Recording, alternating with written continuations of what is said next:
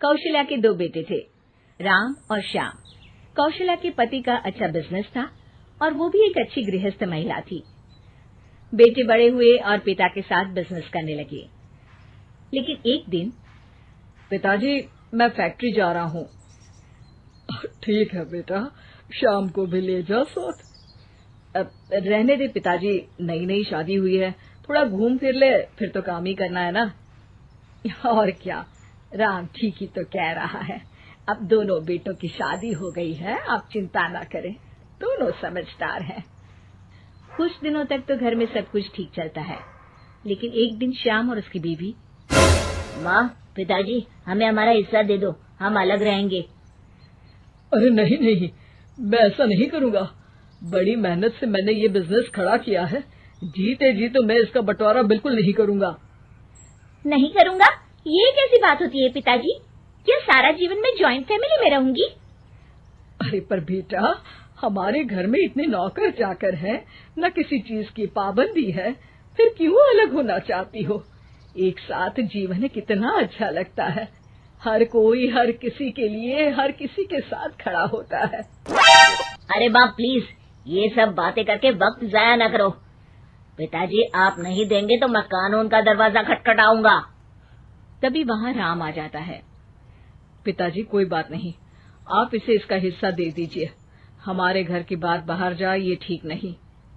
और हाँ, मुझे पिताजी के कपड़े वाला कारोबार चाहिए जिसमें मुनाफा ज्यादा है। लेकिन एक वही तो कारोबार है जिससे हमारा घर अच्छे से चल रहा है, बाकी तो हम अभी एस्टैब्लिश कर रहे हैं बेटा। देखिए पिताजी, वो कुछ मैं नहीं जानता, घर चले या नहीं, मुझे बस चाहिए मतलब चाहिए। हाँ। सब श्याम को समझाने की कोशिश करते हैं, लेकिन वो मानता ही नहीं। ठीक है, अगर तुम्हारी यही मर्जी है तो यही सही, लेकिन मेरी भी एक शर्त है, ये लेकर तुम इस घर में दोबारा कदम नहीं रखोगे। हाँ हाँ, तो रहना भी कौन चाहता है? अरे कैसी बातें कर रहे हैं जी, मैं कैसे श्याम के बिना रहूंगी। ठीक है माँ, चलो हमारे साथ रहना। लेकिन बेटा, मैं परिवार के बिना भी नहीं रह सकती। अरे यार, मैं श्याम के बिना नहीं रह सकती, मैं परिवार के बिना नहीं रह सकती, तो हम क्या करें? तभी वहाँ राम की बीवी आ जाती है। देखो, तुम माँ को समझने की कोशिश करो, सारा जीवन उन्होंने परिवार के साथ निकाला है। यूँ घर टूटना किसी को अच्छा नहीं लगता, परिवार साथ रहने का नाम होता है।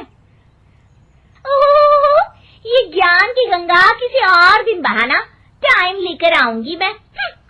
फिलहाल तो हमें जाना है, चलो ना श्याम। दोनों घर से अलग हो जाते हैं। राम और उसके पिताजी एक नया कारोबार नए तरीके से शुरू करते हैं।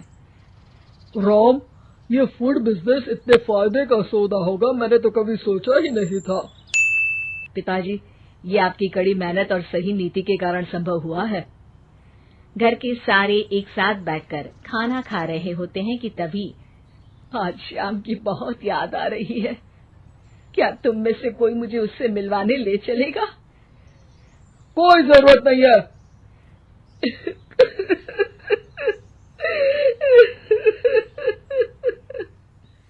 कौशल्या रोने लगती है कि राम बोल पड़ता है।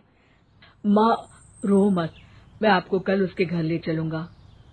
अगली शाम दोनों श्याम के घर जाते हैं, जहाँ श्याम की बीवी साड़ी नहीं बल्कि स्कर्ट पहनी होती है। साथ में उसका भाई और माँ भी होते हैं। अरे आप लोग आइए आइए, मेरी माँ और भाई भी आए हुए हैं यहाँ पर। अब श्याम कहाँ है? वो दिखाई नहीं दे रहा। श्याम को देखने के लिए आंखें तरस रही है। अरे माँ जी, वो ना आज थके हैं तो सो गए हैं। अरे ये तुम्हारे भाई के हाथ में हमारे बिजनेस की फाइल क्यों है? क्यों है मतलब? परिवार का है, काम तो संभाल रहे हैं। कौशल्या सीधे श्याम के कमरे में जाती है, पर ये क्या, हट्टा कट्टा मोटा श्याम, उसकी हालत तो खस्ता सी थी। कौशल्या श्याम को पकड़ लेती है। अरे बेटा, क्या हुआ? ये हालत क्या बना रखी है? श्याम सामने खड़े राम के गले लग जाता है। भैया मुझे माफ कर दो, मैं परिवार की किस्मत नहीं समझ पाया और आपके खिलाफ हो गया। अरे पर हुआ क्या है? तब पीछे से श्याम की बीवी आ जाती है। होना क्या है और होगा क्या? कैसी बातें कर रहे हैं आप? चलिए ड्राइंग रूम में, मैं आप लोगों के लिए चाय नाश्ता बना देती हूँ, फिर फुटो यहाँ से। श्याम उन लोगों को बताने ही वाला होता है, लेकिन उसकी बीवी और भाई के आ जाने के कारण वो कुछ नहीं बता पाता। जब राम और कौशल्या वहां से जाने वाले होते हैं तो श्याम बोल पड़ता है। माँ, भैया, रुक जाओ ना थोड़ी देर। तभी उसकी बीवी आ जाती है। हाँ हाँ, रुके तो थे, अब उन लोगों को अपने घर भी तो जाना है ना। क्यों माँ? दोनों वहां से चले जाते हैं, लेकिन रास्ते में माँ और राम दोनों के ही दिमाग में श्याम की बेचारे वाली तस्वीर घूम रही होती है। राम, क्या हाल है श्याम का? मजे कर रहा होगा जिसके लिए वो अलग हुआ है। नहीं पापा, श्याम की हालत काफी खराब है। ये बोलकर वो सारा किस्सा पिता के सामने रख देता है। ये डर मुझे था, इसलिए मैंने श्याम को अलग तो कर दिया था, लेकिन भविष्य के लिए एक डोर अपने ही हाथ में रखी थी। कैसी डोर पिताजी?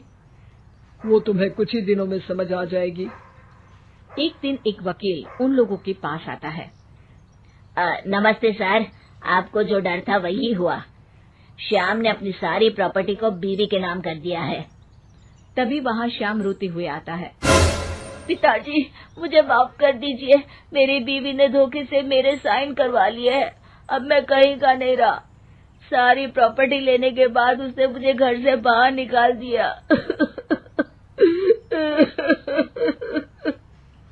कोई बात नहीं बेटा, तुझे अकल आ गई, यही बहुत है। लेकिन आपका मेहनत से बनाया कारोबार मेरे कारण चला गया।